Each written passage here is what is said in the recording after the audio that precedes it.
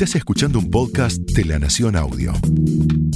A continuación, Sofía Diamante charla con los fundadores de las marcas nacionales más emblemáticas en Hecho en la Argentina.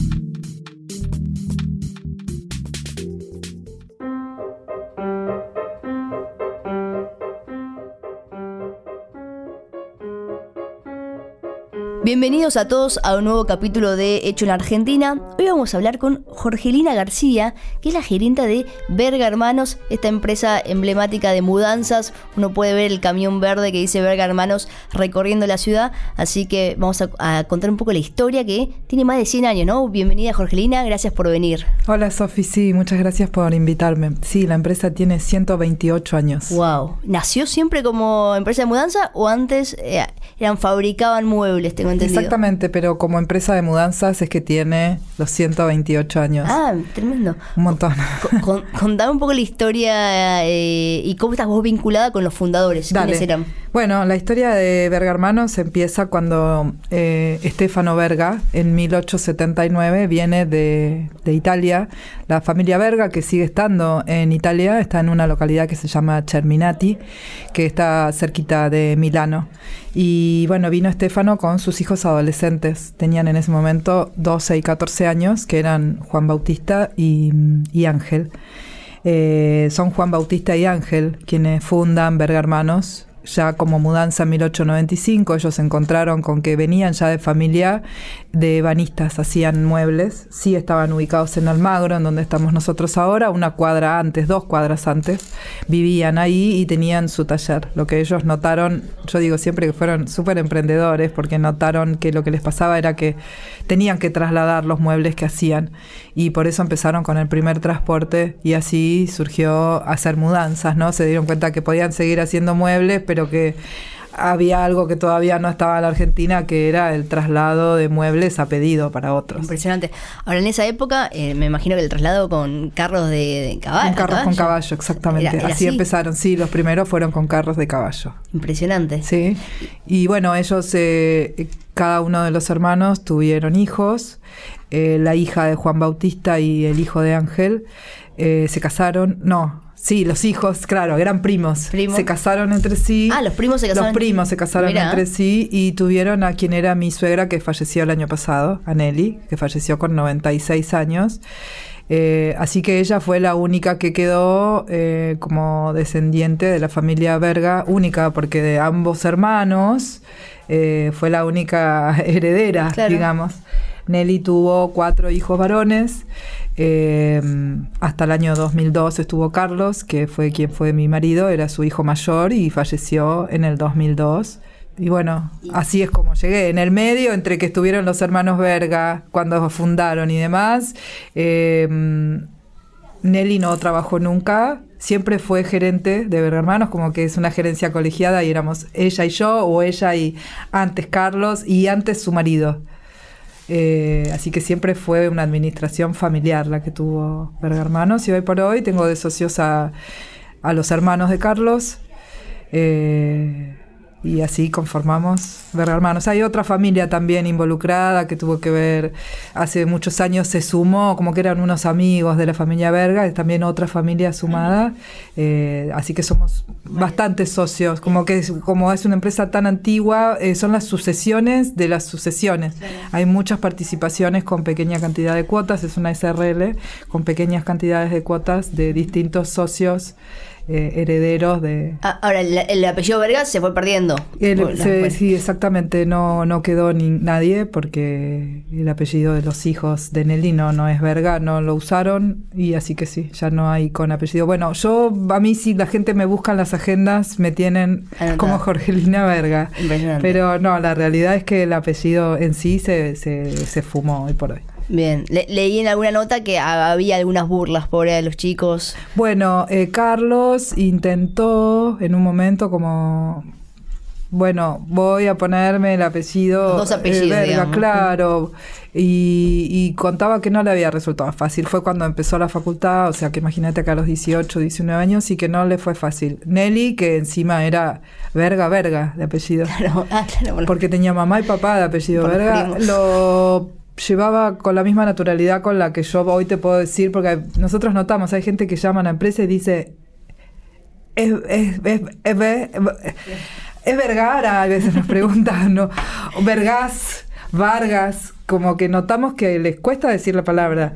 Nosotros ya nos acostumbramos y más. Y bueno, Nelly lo llevaba como si nada, él no lo había padecido. Ella decía que no lo había padecido nunca a lo largo de toda su vida.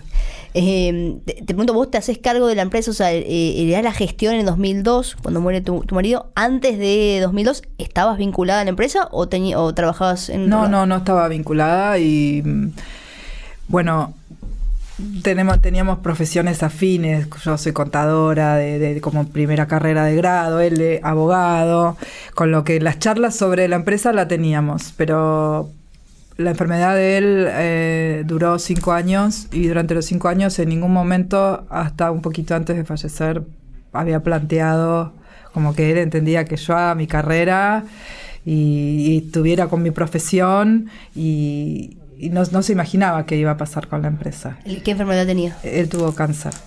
Y sí, los últimos años había habido un deterioro con la empresa debido a su enfermedad, ¿no? Había quedado, él ya tenía que estar con tratamientos, la cabeza que estaba en otra y demás.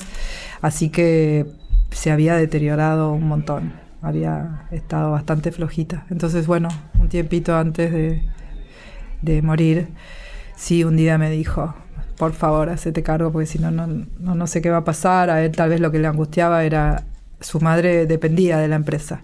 Entonces, mientras él estaba seguro que su mamá iba a tener el sustento de... Está bien, hay propiedades, no me refiero, tenés esa tremenda propiedad que uno dice que nunca le va a pasar nada, pero bueno, no era lo mismo que saber que tu mamá iba a tener la misma vida que tenía hasta ese momento. Así que bueno, claro, así fue hasta que... ¿Y los hermanos? Y los hermanos tienen sus profesiones. 2 hermanos son médicos y el más chico es sacerdote. Así que estaban en la suya y sus chicos eran chiquitos. De hecho, hoy, como te comentaba, esta gerencia colegiada, el gerente que reemplazó a Nelly es uno de mis sobrinos, hijo de uno de estos médicos, ¿no? Y ya trabaja igual hace 15 años en la empresa, con lo que sigue siendo siempre súper familiar. Claro. Ahora, bueno, vos una presión entonces bastante grande de hacerte cargo. Habías quedado recién viuda, sí, y hacerte cargo de la empresa. Y encima que decías que había no estaba bien, claro. No estaba bien, había que sanearla y estaba como antigua también. ¿Y cómo hiciste? ¿Cómo la sacaste? Encima también el contexto económico, 2002, crisis. Tremendo. ¿Cómo? Bueno, por mi especialidad hasta ese momento me encargaba de hacer el nexo y era la controller en startups, o sea que tal vez no tenía mucha experiencia con empresas en crisis, pero sí, imagínate que startups de distintos rubros como de residuos, de indumentaria y demás, tenía la base como para... Sabía de qué se trataba entrar en una empresa así de golpe y hacerme cargo. Eso sí sabía hacerlo. Lo que pasa es que acá era la primera vez que lo hacía como dueña, ¿no?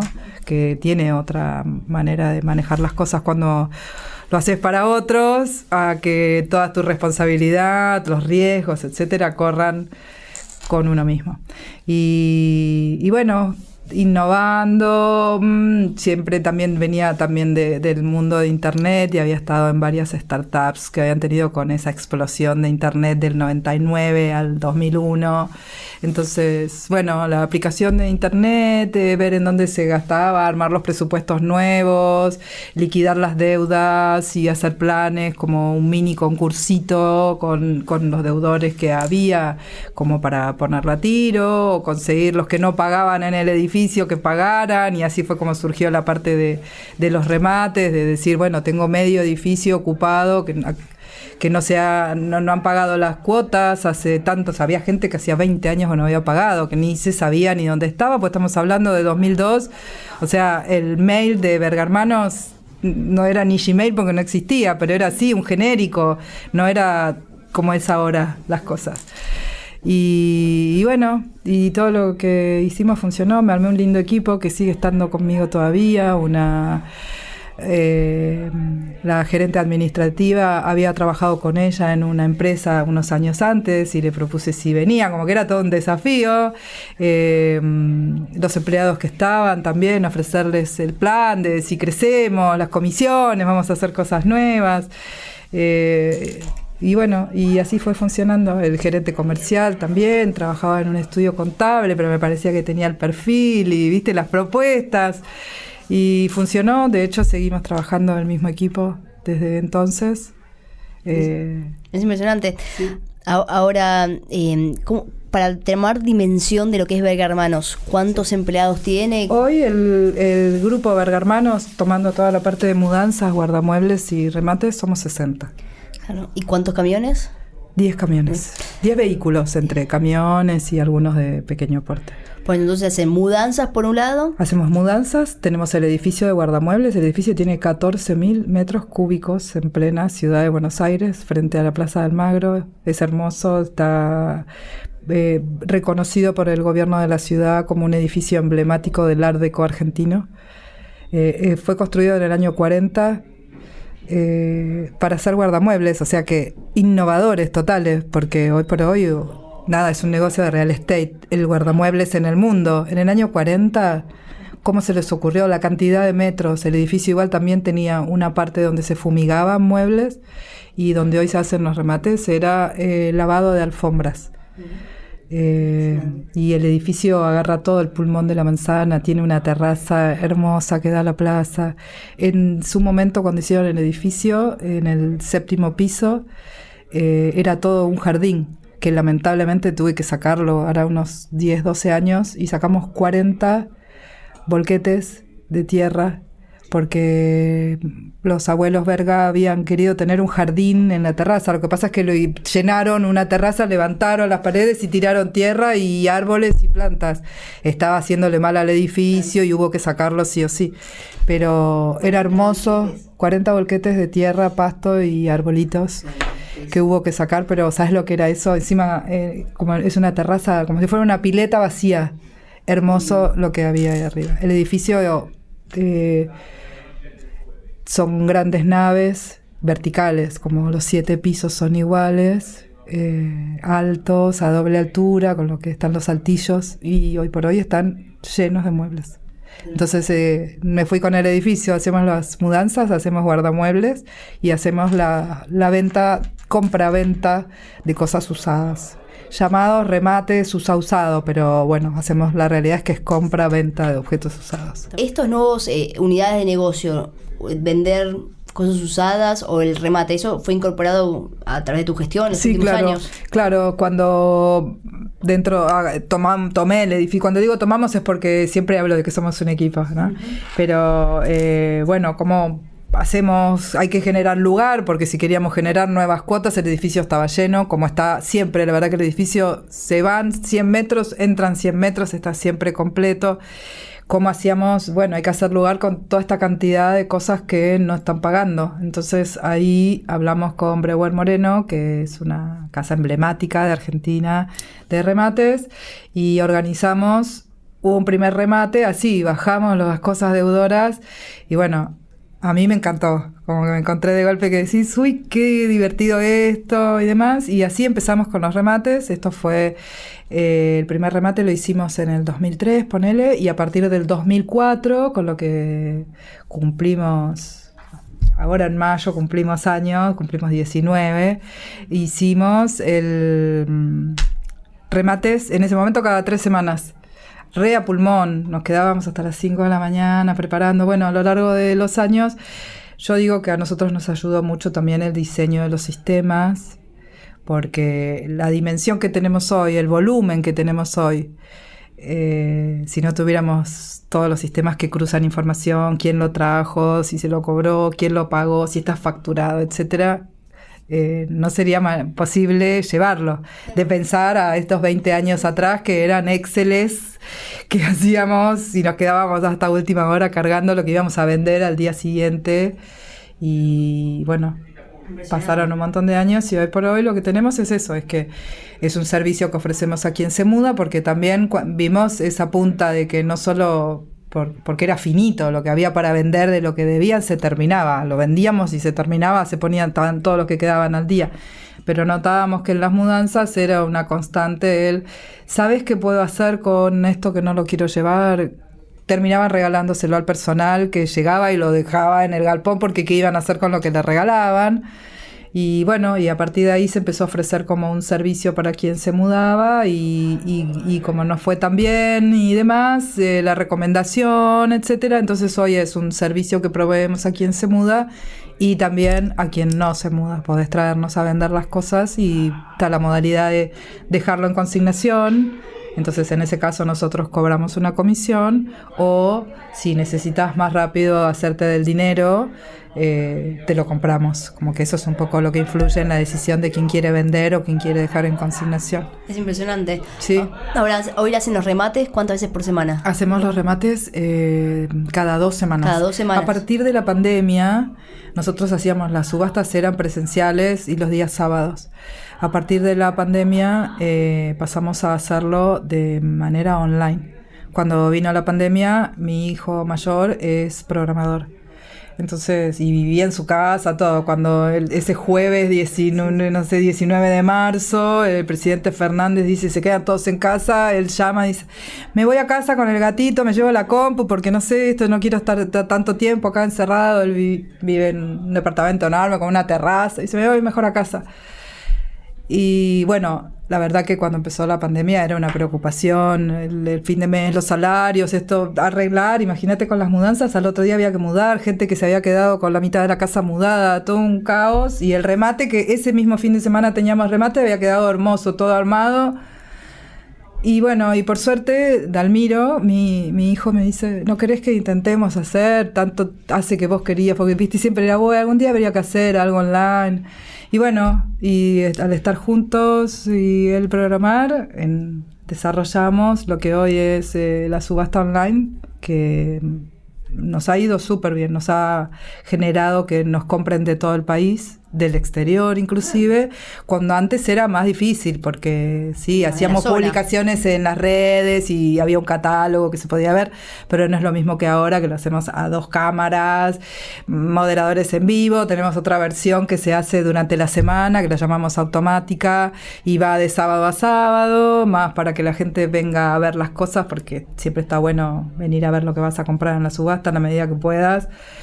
El día que se hace la exhibición vendemos cosas a precio fijo, entonces hay cola los jueves cada 2 semanas, que es el día que exhibimos. La cola da vuelta a la manzana de gente que viene a ver, porque es muy variado lo que vendemos, como es esto de lo que viene de las distintas casas principalmente, y mudamos entre 5 y 6 casas por día. El stock y la variedad de lo que tenemos para ofrecer es re amplio. Es impresionante. Sí. Ahora, ¿hay un crecimiento también por este tipo de muebles? ¿A qué lo crees vos? ¿A una innovación o a que el mundo cada vez busca cosas que son usadas? ¿O también contexto crisis económica, que bueno, todo está tan caro que es una forma también de comprarse algo? Son ambas situaciones. Por un lado, nosotros también promovemos la economía circular por medio de la venta de objetos usados, ¿no? El mundo va tendiendo a esto, a que no haya desarrollo de cosas para vos, cuando ya hay, como digo yo, el objeto más valioso es el que ya está hecho, no el que tengan que hacer ni derribar un árbol, ni hacer nada nuevo que nos genere más desechos en el mundo. Y con respecto a los valores, sí, claro, influye un montonazo. Nosotros vendemos a valores más económicos que algo que esté full price, lo tenés ya, qué sé yo, en el mundo. Cuando uno habla de la economía circular y con respecto a las cosas usadas del hogar, como es nuestro caso, no es lo mismo Argentina que el resto del mundo, porque consumimos menos, porque somos menos. En el resto del mundo te dicen, en vez de que vaya al vertedero los muebles, bueno, acá no van al vertedero, se los regalaban, como te digo, se los regalaban al personal de la mudanza, al portero del edificio, no se saca a la calle los objetos voluminosos el jueves, como en Barcelona, y pasa el recolector, o en Estados Unidos hay hasta realities de argentinos pasando el día que la gente saca objetos voluminosos y viendo después cómo lo vende online. Bueno, en Argentina eso no existe. Y también en Argentina no hay tanto de comprar usado porque te lo entrego enseguida, pero sí a partir de la pandemia los sitios online que se dedican a hacer lo mismo que nosotros también han tenido un crecimiento enorme y se ha hecho cantidad de inversiones en el mundo para lugares online de venta de muebles usados, porque cuando vos te querés comprar algo nuevo te hablan de 6 a 8 meses de tiempo para que te lo entreguen. En cambio esto, lo compras, te lo llevaste. Entonces, esas son dos variables muy importantes. ¿Esto tiene qué nombre tiene? ¿Cómo lo llaman? Lo llamamos usado. Usado, ahí está. No, y de remate no tiene, o sea, Bueno, remates porque cuando nacimos fuimos usado remates, quedó en el nombre, hoy es usado remates porque así estamos en las redes y demás, pero bueno, tenemos varias modalidades de venta donde el principal igual sigue siendo la subasta. Excelente. Ahora, dos preguntas de la empresa. Dicen que Hugo Moyano trabajó en Berg Hermanos. Sí, es cierto. Hugo Moyano trabajó, no tenía todavía los 18 años. Berg Hermanos tuvo una sucursal en Mar del Plata y él es de Mar del Plata. Entonces, en ese momento, como eran tan emprendedores, siempre fue una empresa emprendedora, en ese momento habían encontrado que era muy útil por el tipo de clientela que tenían hacer un expreso que era diario de Buenos Aires a Mar del Plata. De hecho, nosotros tenemos la parte de la cochera más grande, la llamamos Mar del Plata. ¿Dónde está el camión? Entralo en Mar del Plata, descarga en Mar del Plata.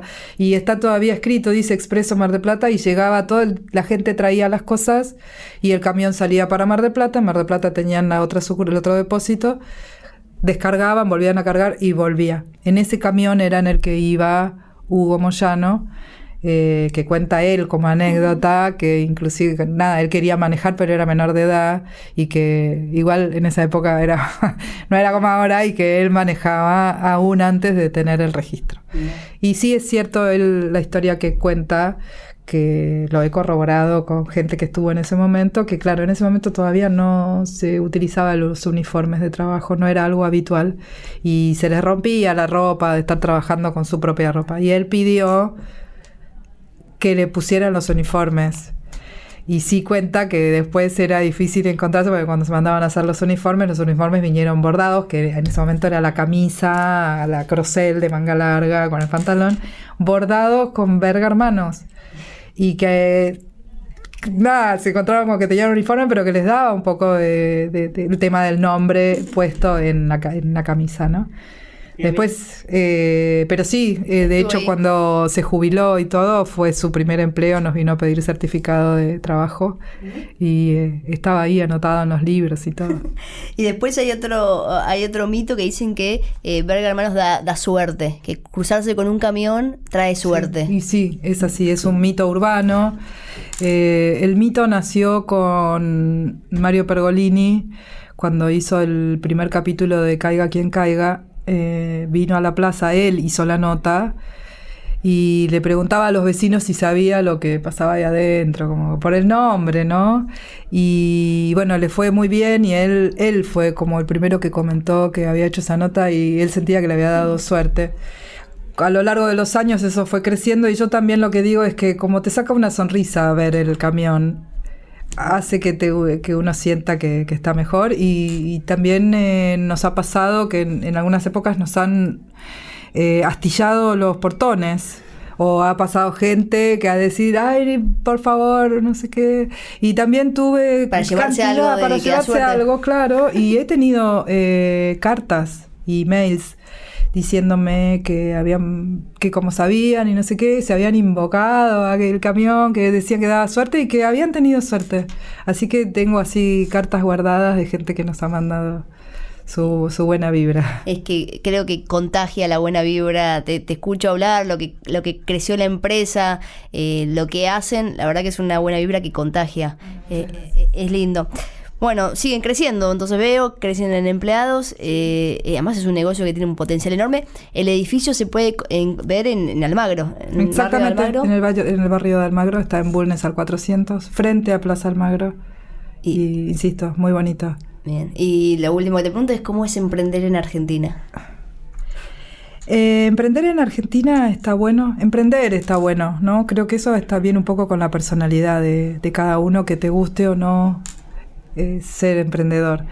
Yo creo que en Argentina lo único que podría decir que que a veces me genera incomodidad es cuando tal vez presentamos el 931 en AFIP después del cierre del horario que corresponde, que nos puede pasar una vez cada 2 años, y al día siguiente tenemos a la AFIP parada en la puerta, cuando después somos una empresa. Nosotros estamos ahora haciendo todos los trámites para ser empresa B. Y nada, eso quiere decir que tenemos un compromiso para con los empleados, para con la comunidad, tenemos un compromiso social. Con lo que quiere decir, nosotros no tenemos facturación que no esté blanqueada, no hacemos servicios que no tengan factura, estamos súper asegurados por los riesgos mismos que trae la actividad, y que no te apoyen, que no vengan, viste, o qué sé yo, después del incendio de Iron Mountain.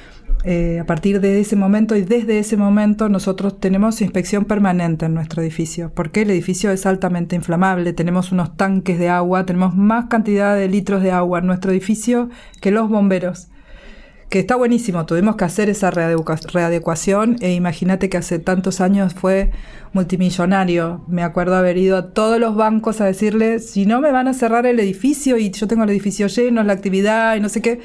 Y no hubo manera, ni el Banco Ciudad, cuando uno me decía, mira, me lo está obligando a hacer el gobierno de la ciudad. Tengo este plan, mira, te lo voy a poder pagar, pero son una millonada de pesos hace un montón de años. Y no haber tenido apoyo. Entonces, ese tipo de situaciones. Después sí, a lo largo de los años, hoy por hoy, hay muchos bancos que, por ser una empresa cuyo capital... Bueno, ahora que falleció Nelly, no tenemos tanto capital femenino. Antes era mayoritario, porque ella era la socia mayoritaria, entre ella y yo, más otras mujeres que hay. Hacíamos súper mayoritario femenino, más yo como gerente, más la gerente administrativa, que somos mujeres. Nos han ofrecido, cuando sacamos créditos y demás, sí, está buenísimo, nos han bajado puntos en las líneas de crédito por ese motivo, pero después no hay apoyo. Claro. Vos llevás el plan y decís, el plan es bueno, es una empresa que tiene 128 años, me gustaría, por ejemplo, ahora queremos innovar con otro tipo de materiales, y el país no ayuda, porque en el banco o en los demás lugares te dicen, buenísimo, me encanta el proyecto, qué va, no sé qué. Sí, bueno, pero las tasas, no hay crédito, es muy difícil. Sí, la falta de crédito creo que es gravísimo. Como se nota también en la gente, nosotros dentro de los planes con los empleados también les ofrecemos nosotros los mismos créditos que nos ofrecen a nosotros a los bancos con tasas subsidiadas. De la misma manera trasladamos a los empleados. Entonces el que tiene cumpleaños de 15, el que tiene el auto, el terreno y tiene que renovar el techo y no sé qué, saben que la empresa siempre tiene el ofrecimiento para con ellos. Pero no... Falta el crédito, creo que eso sería lo que falta para emprender en Argentina. Claro, que el Estado sea un socio constructivo. Exactamente, pero bueno, ahí tendríamos que hablar de la inflación y el país sin planes, ¿no? Bueno, a largo plazo. Hay que tener confianza que en algún momento se va a resolver. Obvio que sí. Siempre. Bueno, Jorgelina, muchísimas gracias por contar tu historia. No, gracias a vos por invitarme.